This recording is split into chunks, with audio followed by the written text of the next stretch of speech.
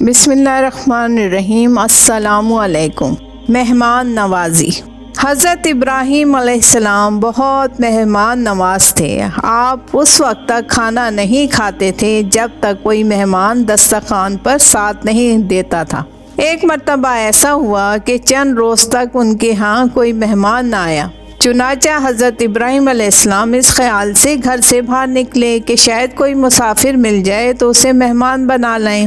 اسی تلاش میں انہیں ایک کمزور و ناتواں بوڑھا شخص دکھائی دیا جس کا بھوک سے برا حال تھا۔ حضرت ابراہیم علیہ السلام اسے اپنے ساتھ گھر لے گئے اور بڑی عزت سے دسترخوان پر بٹھایا۔ جب کھانا شروع ہوا تو مسلمانوں کے دستور کے مطابق مہمان نے بسم اللہ نہ کہا۔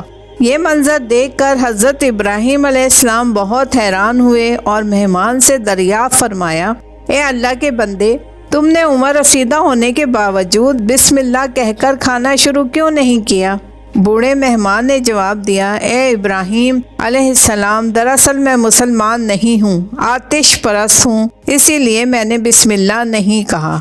جب حضرت ابراہیم علیہ السلام کو حقیقت معلوم ہوئی تو انہیں بہت افسوس ہوا کہ وہ ایک ایسے شخص کو مہمان بنا لائے ہیں جو مسلمان نہیں۔ چنانچہ آپ نے اس بوڑھے شخص کو دسترخوان سے اٹھا دیا۔ اللہ تعالیٰ کو اپنے پیارے پیغمبر کا یہ فیصلہ پسند نہ آیا اور اسی وقت نازل ہوئی وحی، اے ابراہیم، ہمیں یہ بات خوب معلوم ہے کہ یہ شخص ہماری جگہ آگ کو معبود جانتا ہے اور اسی کی پرستش کرتا ہے، مگر اس کے باوجود ہم اسے پچھلے 100 سال سے روزی بھیج رہے ہیں۔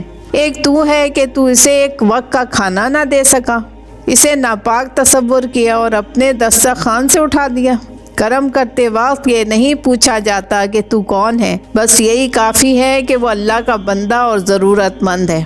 اللہ تعالیٰ اس شخص سے پیار کرتا ہے جو بلا کسی امتیاز کے اس کی مخلوق کے کام آتا ہے۔ لہٰذا نیکی کرتے وقت مذہب و ملت، رنگ و نسل کا فرق نہیں کرنا چاہیے۔ اللہ والوں کا یہی دستور رہا ہے کہ وہ کسی ایک گروہ کی نہیں بلکہ تمام انسانوں کی مدد کرتے ہیں۔